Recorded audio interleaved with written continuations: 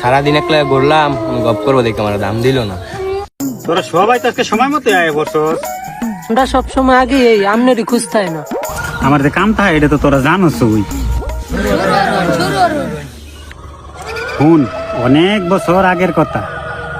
বর্তমানে কোনো গপ না, আগের গপ লই খালি পরে আসুন। বর্তমানে কি গপটা কইতাম, মানে তোরা বারস বললাম, তোরা বারস করতে খালি ফ্রি ফায়ার পাবজি এগুলা খেলস। মানে বর্তমানে কি গপটা আছে, আচ্ছা শুরু করিন। আমি আর আমার খালা আর আমার বাপ আমার মা মেলা উঠছিলাম, যাইতাম আমার নানির বাড়ি। চাচা আপনার নানির বাড়ি কই?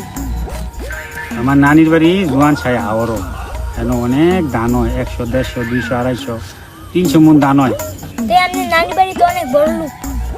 যাইতেছি হাওয়ারের মাঝে যাইতে যাইতে যাইতে যাইতে গিয়া দিই এক ডাঙ্গা হুগায় রয়েছে, এরম বড় এক মাছ হুমানে ফাল ফারতাছে।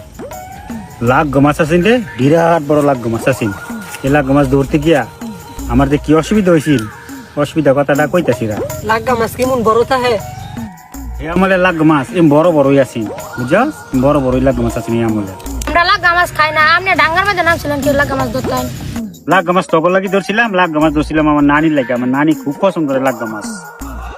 বোঝায় কইতেন না লাগা আমার জাঙ্গা লেগে ধরছেন না, আমরা তো মনে করি জাঙ্গা লেগে ধরছেন।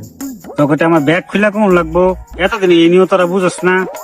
পন্ডিতি থেকে ফোন লাগ মাছ নাই না ধরছি, ধরে দিই লাগ মাছের লগে বিরাট বড় এক কুচ্ছা। এটা আমার সাহসে ধরলো না, কুচ্ছা মাছটা ধরতাম। বুঝছা কি? আমরা চিনি, আমরা চিনি। তুই ছোট মানু, তারা বড় মানু, তারা চিনে, তুই তাকটাতে চিনালস। এই কুচ্ছা ধরতো নামিয়া পড়ছে আমার খালা। যে জায়গাতে আমি সাহস পাই না, এই জায়গাতে আমার খালা কুচ্ছা ধরতো নামিয়া পড়ছে। এটা আপনার কেমন খালা? আপনার মার পেটের বোন?